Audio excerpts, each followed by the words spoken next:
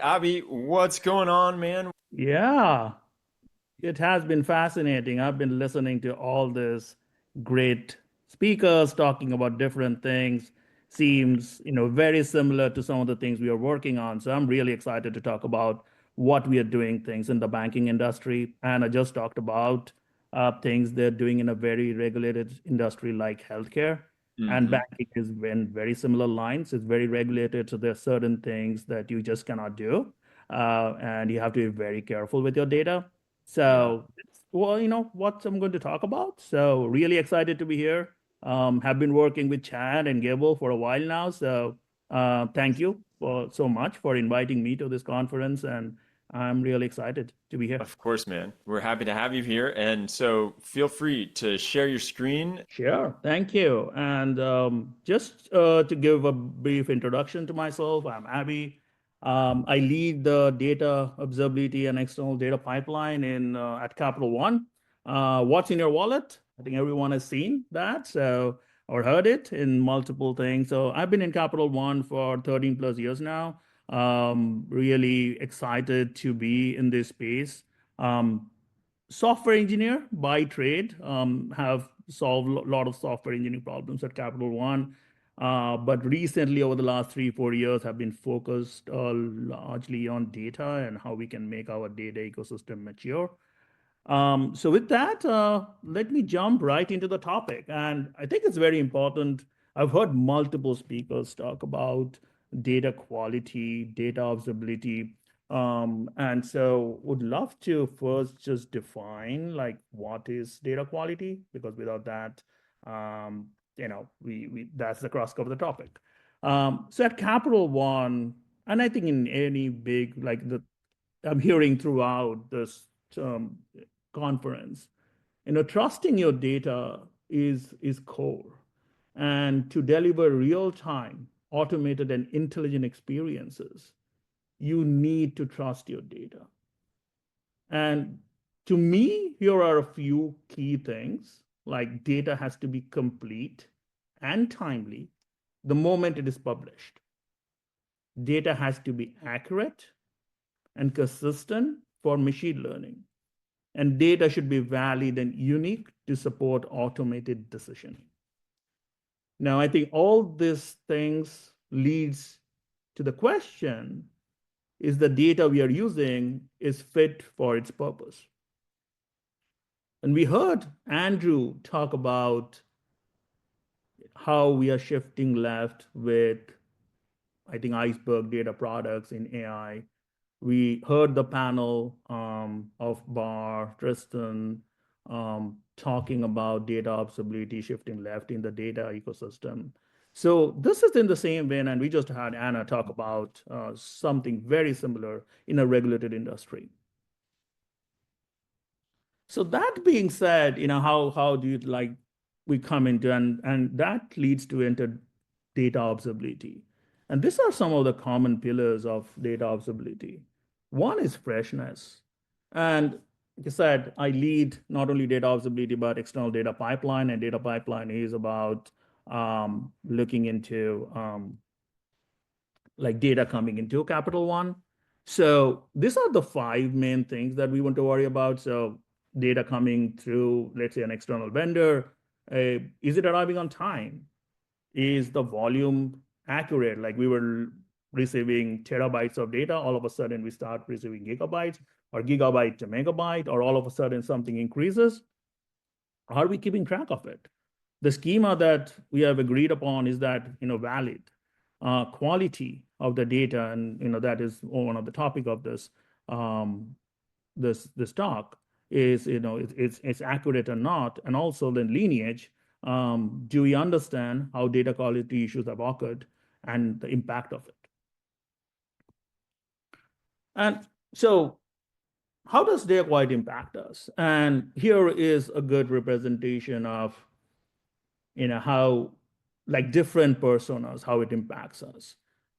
You could be a product manager, you could be a data scientist, you could be a developer, you could be a data analyst. And to me, everyone has a stake in this game about the maturity of the data ecosystem. So traditionally, I heard some talks around enterprise versus non-enterprise, and I think what enterprise meant was something pretty big in scale, very distributed. The data, like the company wasn't born with that mindset, oh, data is the first class citizen, and we are going to like build everything around data. Like Capital One was definitely like it's an information-based service. Um, and it was like data has always been a prime, but not the extent that we think about it today. So, like, depending on the persona, it can impact you in different ways. So now let's look at shift left, and a lot of speakers before me have talked about shift left. So I don't think I need to talk about what is shift left. Everyone understands that part. But let's look at a traditional way of deploying enterprise solutions. And when I say a traditional way is big enterprises where, Capital One is definitely one of them, where we have, petabytes of data coming through internally, externally. Like, how do you like really leverage data? And the traditional way has always been, okay, we take the data, we put it into a data warehouse, and then we will do something on that data warehouse. So to me, like, some of the traditional way, I'm a user, I come in, I have some user interface, I may have a config API, I am going to like put into the user interface some information and say, okay, I want to run data quality checks on a data, and here are some of my data quality rules, and that gets stored in a database. Now I have, created some configuration. I have a deployer. I have a scheduler. Now that runs on an execution engine. It could be anything around Spark or anything, a data pipeline that you use. It does some pre-processing, it executes, it does some post-processing. It goes to the data warehouse. That's where, you are going to run the thing, and it's going to store those things on in a results database. And then, there could be dashboards and monitors that people look at it. There could be BI tools. You are creating a bunch of reports. So to me, like a traditional enterprise solution, you will find that a very common architecture pattern. People run it. It's after the fact, like data has already landed into data warehouse. You don't know it's good, bad data. You may have already consumed it, and then you're running some data quality checks. So it has worked. It is one form of really running data quality checks, but I think it's not cutting it anymore. So, and here are some of the challenges. And again, it's not exhaustive, but this is like we have a centralized installation, so it only works within centralized installation. What happens if now you buy another company? And Capital One has been in the journey of buying a few companies, and or taking and so how do you assimilate that into it? They may not be all connected to an enterprise solution. Also, the user has to come to this centrally managed solution instead of we going to the user. And then rules defined are very manual in nature. A lot of you are coming in, you're understanding the data, so someone really needs to understand the data and then manually enter it. And then, like I said, this is much later into the data lifecycle. The data has already gone through your pipeline, it has landed into a data warehouse, you're running it. And that has always at least caused challenges in big enterprises where, hey, I've already started using the data, but the data is not of great quality.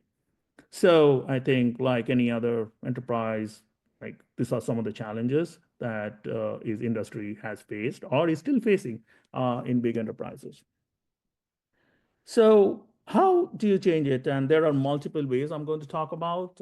We have talked about a lot of conceptually in some of the talks, but I'm going to go into the nitty-gritty details about a little bit about how we are going to make some changes to shift left.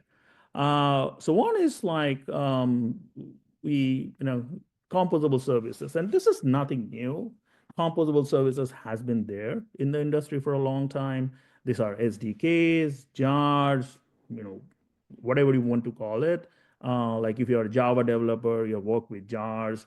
SDKs have been there. There are packages, and so like the basic principles of that is it's federated modular services. So it's a smaller service.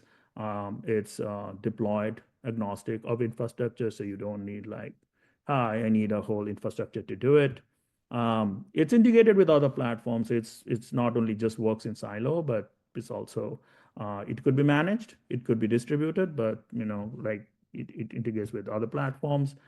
It should have a scheduler and it should be configurable. We talked about data contracts, policy as code. A lot of this ties into how you want to build some of these composable services. So now that we have defined composable services, like how does that fit into the new mold of how we are building architecture? So we talked about traditional way, and so and again, all of this could be changed. So you can build now multiple composable services and chain them together. And you'll see one example here. So again, the same thing. Some data user is coming in. They're going through a user interface. They're putting the thing, and then you have a data pipeline, and that is running closer to you. You are a producer, and you don't need to use a centralized system. You can have like a data publishing SDK where it is publishing to a data warehouse. It's part of, let's say, your Spark data pipeline. In that, you now have another composable service, which is like a data quality jar. So you are now chaining multiple composable services together. And data quality jar does something similar. It takes things from the data warehouse, runs things, it goes to the rules database, fetches the data, runs, puts result storage in it, and then the same thing. But now you have like really moved shifted left by just going to a composable service. Now, sounds simple, but it's not that simple. There are multiple things you need to consider when you're going into composable services.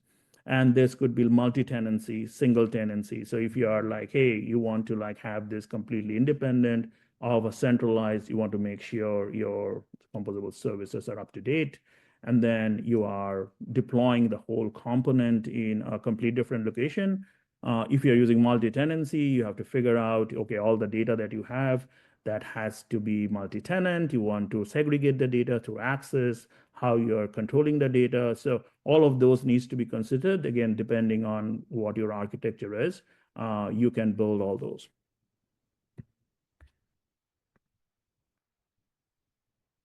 Now, so that's one way of like using composable service. You're shifting left, you're moving things closer to where the data is being produced.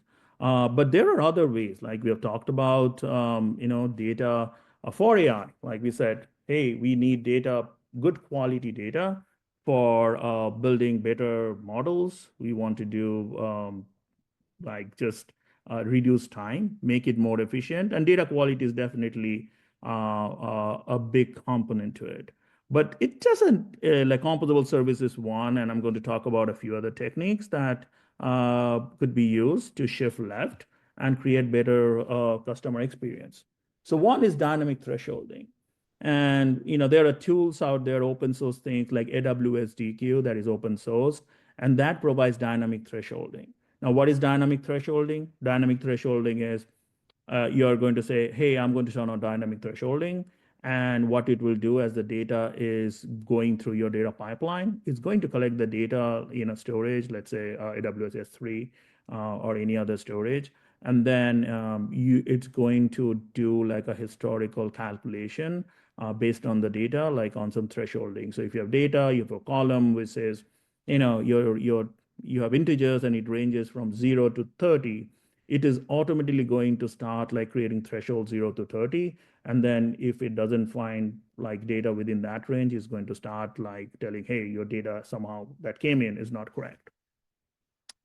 The next technique is rules recommendation, and this is like another very interesting one. So you can take the data, you can profile the data, and then based on the profiling the data, you can create metrics, and from the metrics, you can write and figure out rules recommendation. This is very similar to dynamic thresholding, but you have a lot more flexibility about how you can create the rules.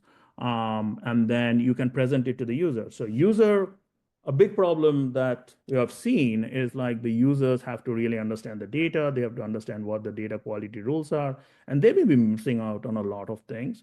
So this is really helping you help your producers to say, here are some rules, and like you can accept it or you may reject it, but we are really helping you using machine learning to come up with those rules recommendation and then propose it to you.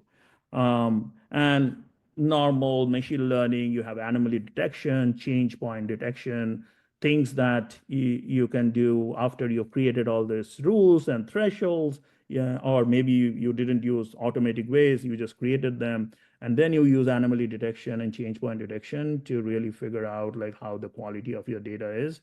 So we are moving from the static way we do data quality into a much more dynamic way of data quality. So these are some of the techniques that industry are using to get to a better, but we are really shifting left some of the ways that we are doing things. Um, and this is my last slide. And so what's next? And I want to keep honest with the time that was given. So we, continue to advance the art of with innovation, experimentation, and Gable has been a great partner to us. We talk about like predictive lineage. So we have talked about lineage, and lineage is, hey, almost a supply chain. You create a visual view of how the data is moving through your data ecosystem. But it's still manual. You can create some auto collectors. You have open lineage, and again, people who are in the lineage space, they will understand. You can go and write some collectors from Spark. You can write some SQL collectors from Snowflake and things like that. Similarly for databases, but still, it's at the end of the day, you cannot connect everything, especially if you are in a very, very federated data ecosystem. And so, how do you use the technologies like LLMs and just static code analysis to combine it and try to bridge some of those lineage gaps that normally exist in a very federated data ecosystem? And I don't need to talk about data contracts. I think like there have been a lot of talks around data contract.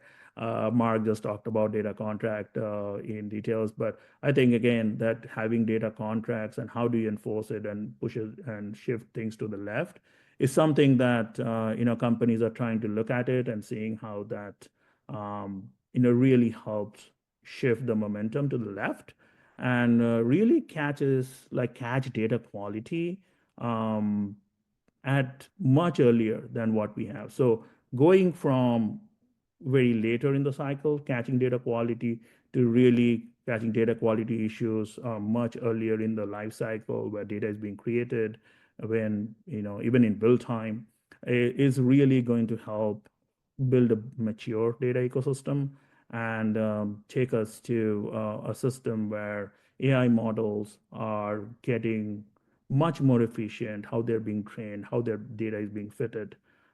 So that's the future. We talked about all of LLMs and MLs, and so all of them will benefit from shifting left.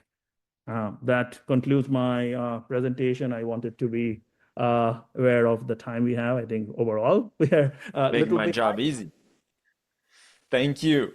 That is excellent. And there's some good questions coming through in the chat. So I'm going to fire away. First one is, when should organizations invest in centralized installations versus federated, customized, composable builds? So it depends on the maturity of your organization, I'll say. Hmm. Right. The moment you start shifting things to the left, you are expecting every team to have a good understanding of all these things. And that may not be easy in a big organization. So centrally is like, hey, you have a core set of people who really understand the technology, and they're managing all that, they're making it efficient. Because if you start running data pipelines without really understanding data pipelines, you will run into issues of performance. You will be running into issues about how to segregate, like parallelize the data, running data quality, how to really comprehend them. So again, it's depends, and like different companies are in different stages of maturity. So I will say, like, if you are very much in the beginning, then go for a centralized. It just helps from managing, do the right thing. And then as you mature and get more people trained and you feel confidence in your overall organization or your team, you start shifting left. Hmm. What is your experience in using the open lineage on Spark? Um, Open lineage has worked well. It's still, I think we start looking into open lineage for Spark, for Flink. There are open lineage for Airflow. When it started, I think it was flaky, to be honest. So there are different like in open source like Spline, which has worked well. But it's catching up. So open lineage is something that is becoming more standard, and I think people are moving towards open lineage. So different adapters can be written, one for open lineage, one for non-open lineage. And as it becomes more mature, it does. I think open lineage has some challenges of getting element level lineage, so I think that has to become more mature. Oh, okay. All right. So there's a good one coming through here about dynamic thresholding, which actually I was curious when you brought that up too. So, how successful are you with dynamic thresholding, and what are the challenges, mitigation paths you have seen or addressed? Yes, dynamic thresholding has is still experimental, I will say. It's still figuring out how well it works, and it takes time, right? When you introduce something new like this. AWS DQ, like I said, open source has this capability. But the thing is always about trial and error. So the way to do it is like you introduce that feature, maybe you go through some beta users to see how it's working, check the validity of it, the correctness of it, and then introduce it to a higher population. I think that's how enterprises do traditionally. Like they don't go all out. They like go for a set group of people. But it has worked well. And the thing is like you provide an option of opting out if you think it's not working well. And you collect the data point and then you can adjust accordingly. So, okay, the last one that I think is more of it's a little bit more general coming through. It's how can we navigate banks and legacy organizations' attachment to old enterprise softwares as opposed to adapting new technologies or open source, which I would argue banks tend to use a lot of open source, but that's a whole nother story. How it's basically how do you play with that juxtaposition of working with legacy and trying to do the most cutting edge? I'll say that it has to come from the top. Hmm. There's a huge investment that needs to happen. The culture has to change. And I think I'm incredibly lucky to be in Capital One, where we have a CEO who is constantly pushing the boundaries and like looking into the future and building technologies that are like much more forward looking.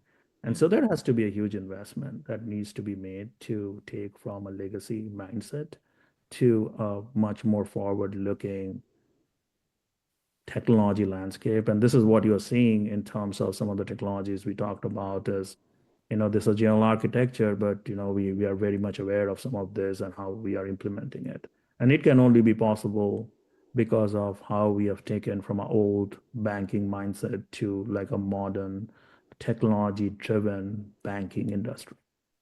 Yeah, 100%. Well, dude, Abhi, thank you so much for coming on here. This has been brilliant. You make my life easy because you finish on time and we still had plenty of time for questions. I appreciate this so much. And yeah, I'll be seeing you on LinkedIn. Thank you. Thank you so much.